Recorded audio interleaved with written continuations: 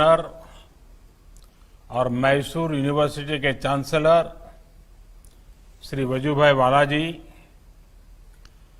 कर्नाटका के शिक्षा मंत्री डॉक्टर श्री एन अश्वत्थ नारायण जी, मैसूर विश्वविद्यालय के कुलपति प्रोफेसर जी हेमंत कुमार जी, इस कार्यक्रम में उपस्थित सभी शिक्षकगण, छात्र छात्राएं, अभिभावकगण, देवी और सज्जनों, सबसे पहले आप सभी को मैसूरू दशहरा नाड़ हब्बा की अनंत अनंत शुभकामनाएं।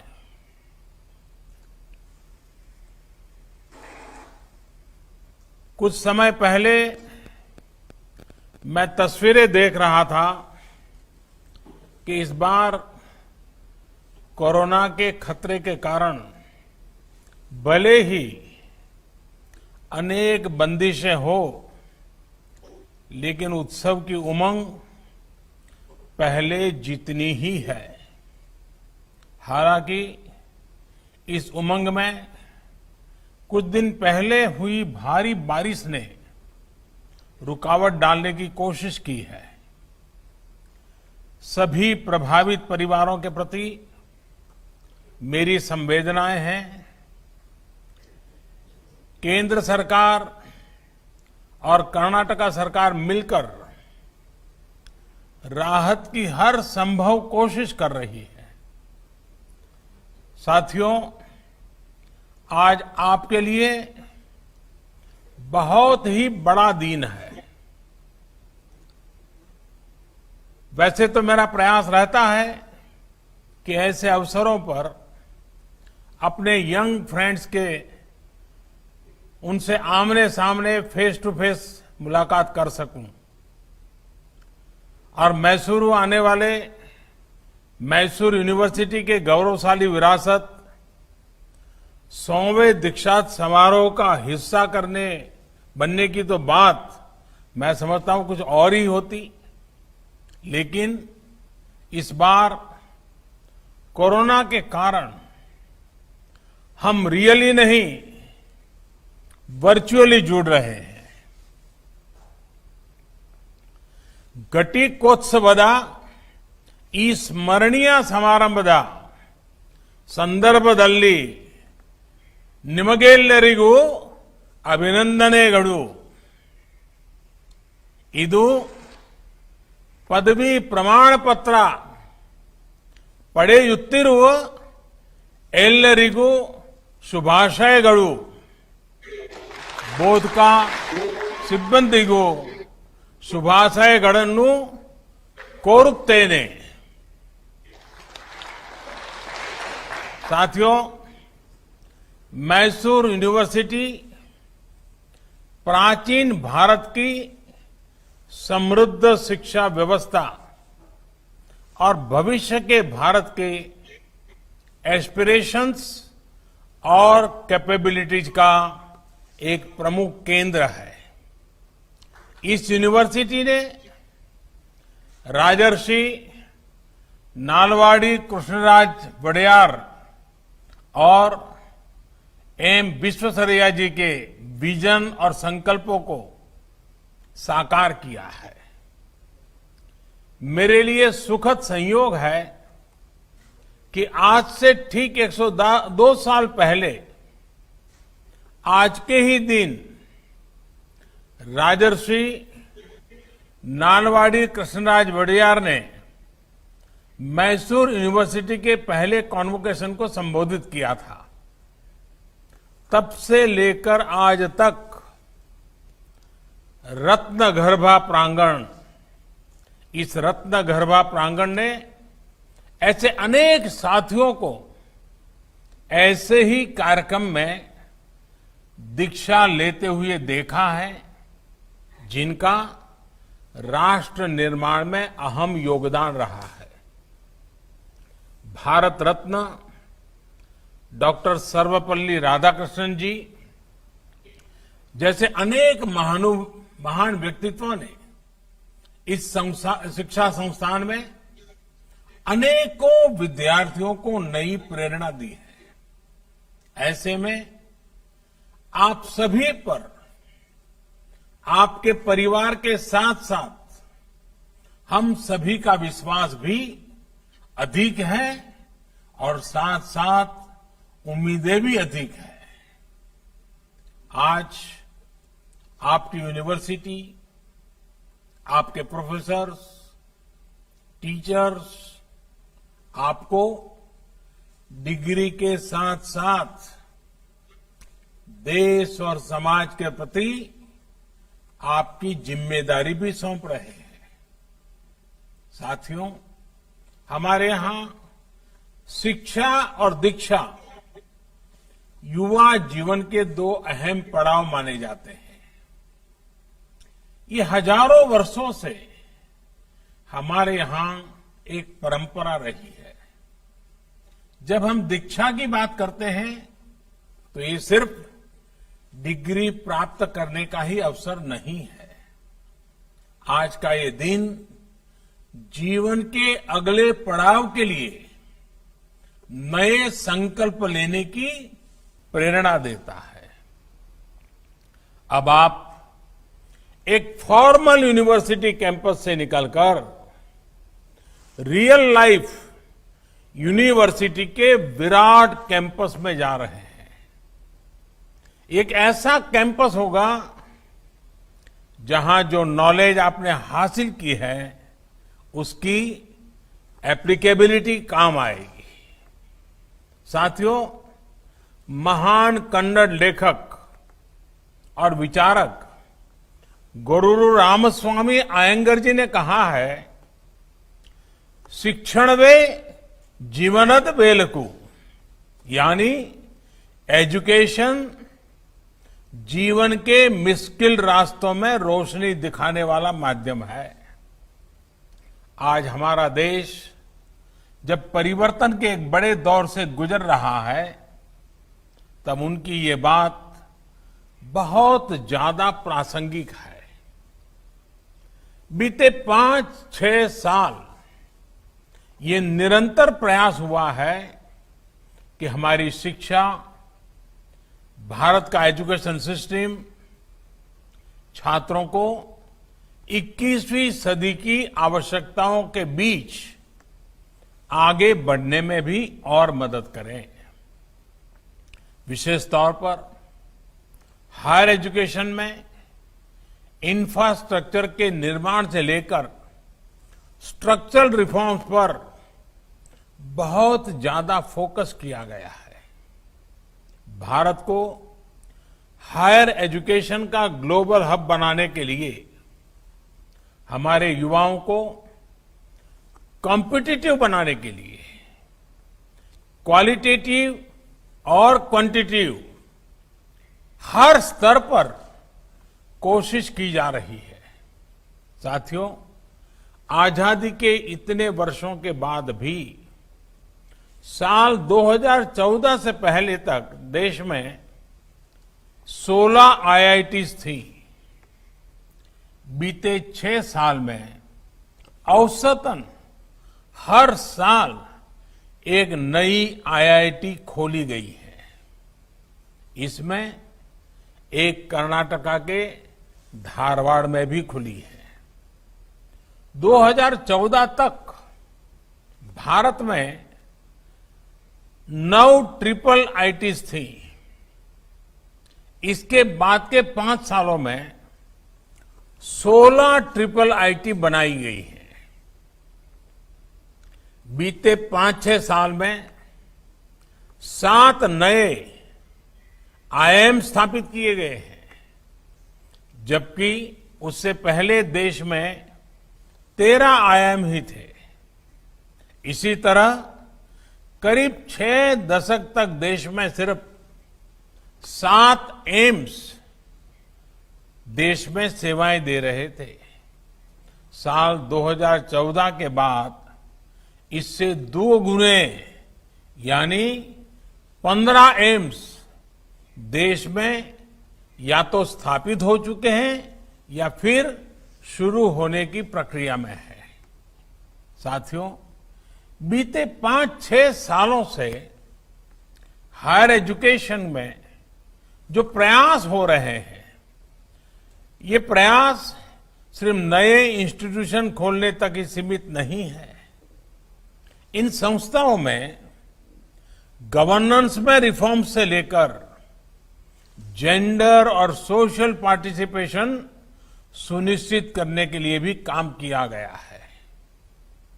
ऐसे संस्थानों को ज्यादा ऑटोनॉमी दी जा रही है ताकि वो अपनी जरूरत के मुताबिक फैसले ले सके। पहले आईआईएम एक्ट के उसके तहत देश भर के आईआईएम्स को ज्यादा अधिकार दिए गए। मेडिकल एजुकेशन में भी ट्रांसपेरेंसी की बहुत कमी थी। इसे दूर करने पर भी जोर दिया गया। आज देश में मेडिकल एजुकेशन में पारदर्शिता लाने के लिए नेशनल मेडिकल कमीशन बनाया जा चुका है। होम्योपैथी और दूसरी भारतीय चिकित्सा पद्धतियों की पढ़ाई में रिफॉर्म्स के लिए भी 2 नए कानून बनाए जा रहे हैं। मेडिकल एजुकेशन में हो रहे रिफॉर्म से देश के युवाओं को मेडिकल की पढ़ाई के लिए ज्यादा सीटें मिलनी सुनिश्चित हो रही है। साथियों, राजर्षि नालवाड़ी कृष्णराज वडियार जी, उन्होंने अपने पहले कॉन्वोकेशन संबोधन में कहा था, अच्छा होता मैं अपने सामने एक नहीं 10 लेडी ग्रेजुएट्स देख पाता। मैं अपने सामने आज अनेक बेटियों को देख रहा हूं जिन्हें आज डिग्रियां मिल रही हैं। मुझे बताया गया है कि आज यहां डिग्री लेने वाले विद्यार्थियों में बेटियों की संख्या बेटों से ज्यादा है। ये बदलते हुए भारत की एक और पहचान है। आज शिक्षा के हर स्तर पर देश में बेटियों का ग्रॉस एनरोलमेंट रेशियो बेटों से ज्यादा है। हायर एजुकेशन में भी इनोवेशन और टेक्नोलॉजी से जुड़ी पढ़ाई में भी बेटियों की भागीदारी बढ़ी है। 4 साल पहले देश की आईआईटी में बेटियों का एनरोलमेंट जहां सिर्फ 8% था, वो इस वर्ष बढ़कर 2 गुने से भी ज्यादा यानी 20% तक पहुंच चुका है। साथियों, एजुकेशन सेक्टर में ये जितने भी रिफॉर्म्स हुए हैं, उनको नई नेशनल एजुकेशन पॉलिसी नई दिशा, नई मजबूती देने वाली है। National education policy pre nursery से लेकर पीएचडी तक देश के पूरे एजुकेशन सेटअप में फंडामेंटल चेंजेस लाने वाला एक बहुत बड़ा अभियान है। हमारे देश के सामर्थ्यवान युवाओं को और ज्यादा कॉम्पिटिटिव बनाने के लिए मल्टी डायमेंशनल अप्रोच पर फोकस किया जा रहा है। कोशिश ये है कि हमारे युवा तेजी से बदलते नेचर ऑफ जॉब्स के लिए फ्लेक्सिबल हो, एडॉप्टेबल हो। स्किलिंग, रीस्किलिंग और अपस्किलिंग आज की सबसे बड़ी जरूरत है। नेशनल एजुकेशन पॉलिसी में इसका भी बहुत ध्यान दिया गया है। साथियों, मुझे खुशी है कि मैसूरू यूनिवर्सिटी ने इस पॉलिसी को लागू करने के लिए प्रतिबद्धता दिखाई है, तेजी दिखाई है। मुझे लगता है कि एनईपी के आधार पर आप मल्टी डिसिप्लिन प्रोग्राम शुरू कर रहे हैं। अब जहां तक आपके सपनों और सामर्थ्य का विस्तार हो, उसके मुताबिक आप विषयों का चयन कर सकते हैं। इसमें आप ग्लोबल टेक्नोलॉजी और लोकल कल्चर साथ साथ पढ़ सकते हैं। उस टेक्नोलॉजी का इस्तेमाल आप लोकल चीजों को बढ़ाने में कर सकते हैं।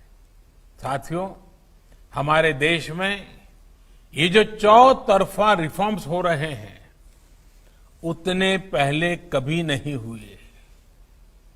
पहले कुछ फैसले होते भी थे तो वो किसी एक सेक्टर में होते थे और दूसरे सेक्टर छूट जाते थे। बीते 6 सालों में मल्टीपल रिफॉर्म्स हुए हैं, मल्टीपल सेक्टर्स में रिफॉर्म हुए हैं। अगर एनईपी देश के एजुकेशन सेक्टर का फ्यूचर सुनिश्चित कर रही है, तो ये आप जैसे युवा साथियों को भी एम्पावर कर रही है। अगर खेती से जुड़े रिफॉर्म्स किसानों को सशक्त कर रहे हैं, तो लेबर रिफॉर्म्स लेबर और इंडस्ट्री दोनों को ग्रोथ, सिक्योरिटी और ट्रस्ट दे रहे हैं। डायरेक्ट बेनिफिट ट्रांसफर, इससे हमारा जहां हमारे पब्लिक डिस्ट्रीब्यूशन सिस्टम में सुधार आया है, तो वहीं रेरा से हमारे होम बायर्स को सुरक्षा मिली है। देश को टैक्स के जाल से मुक्ति दिलाने के लिए अगर जीएसटी लाया गया, तो टैक्स पेयर को परेशानी से बचाने के लिए फेसलेस असेसमेंट की सुविधा हाल ही में शुरू की गई है। इंसॉल्वेंसी बैंक्रप्सी कोड, इससे जहां पहली बार इंसॉल्वेंसी के लिए एक लीगल फ्रेमवर्क बना, तो एफडीआई रिफॉर्म से हमारे यहां इन्वेस्टमेंट बढ़ रहा है। साथियों, आपने बीते 6-7 महीने में ये देखा होगा कि रिफॉर्म्स की गति और दायरा दोनों बढ़ रहा है। खेती हो, स्पेस हो, डिफेंस हो, एविएशन हो, लेबर हो, ऐसे हर सेक्टर में ग्रोथ के लिए जरूरी बदलाव किए जा रहे हैं। अब सवाल ये है कि आखिर ये किया क्यों जा रहा है? यह आप जैसे करोड़ों युवाओं के लिए ही किया जा रहा है। इस दशक को भारत का दशक बनाने के लिए किया जा रहा है। ये दशक भारत का तभी होगा जब हम आज अपनी फाउंडेशन को मजबूत रखेंगे। युवा भारत के जीवन में ये दशक बहुत बड़ा मौका लेकर आया है। साथियों, देश के बेहतरीन एजुकेशन इंस्टीट्यूट में से एक होने के नाते मैसूर यूनिवर्सिटी को भी हर नई स्थिति के हिसाब से इनोवेट करना होगा। पूर्व कुलपति महान कवि साहित्यकार कुवेम्पू जी ने यूनिवर्सिटी के मेन कैंपस को मान संगोत्री यानी मन का शाश्वत प्रवाह का जो नाम दिया था, उससे आपको निरंतर प्रेरणा प्राप्त करनी है। आपको incubation centres, technology development centres, industry academy linkage और इंटर डिसिप्लिनरी रिसर्च जैसे विषयों पर और ज्यादा फोकस करना होगा। यूनिवर्सिटी से ये भी अपेक्षा है कि वो कंटेम्पररी और ग्लोबल इश्यूज के साथ साथ लोकल कल्चर, लोकल आर्ट और हमारे सोशल इश्यूज से जुड़ी रिसर्च को बढ़ावा देने की अपनी परंपरा का और विस्तार करें। साथियों, आज जब इस महान कैंपस से बाहर निकल रहे हैं, तो मेरा आपसे एक और आग्रह है। आप में हर एक के पास जो अपनी ताकत है, अपना सामर्थ्य है, उसके आधार पर एक्सीलेंस अचीव करने की हमेशा कोशिश करें। आपको एक सीमित दायरे में एक बॉक्स में ही फिट होने की कोई जरूरत नहीं है। हो सकता है कि जिस बॉक्स में फिट होने की आप कोशिश कर रहे हैं वो बॉक्स आपके लिए बना ही ना हो। अपने लिए समय निकालिए, इंट्रोस्पेक्ट कीजिए, अपनी ताकत को पहचानिए और जमीन से जुड़ी हर उस चीज का अनुभव लीजिए जो लाइफ आपके सामने रख रही है। इससे आपको अपना आगे का मार्ग चुनने में बहुत मदद मिलेगी। न्यू इंडिया अवसरों की धरती है। कोरोना के इस संकट काल में भी आपने देखा होगा कि कितने ही नए स्टार्टअप्स हमारे नौजवानों ने खोले हैं। ये स्टार्टअप्स कर्नाटका ही नहीं, देश की भी बहुत बड़ी ताकत है। मुझे विश्वास है असीम अवसरों की इस धरती पर आप अपने सामर्थ्य, अपनी प्रतिभा से देश के लिए बहुत कुछ करेंगे। आपका विकास सिर्फ आपका विकास नहीं होगा, देश का विकास होगा। आप आत्मनिर्भर बनेंगे तो देश भी आत्मनिर्भर बनेगा। एक बार फिर सभी साथियों को बेहतर भविष्य के लिए अनेक अनेक शुभकामनाएं देता हूं। बहुत बहुत धन्यवाद।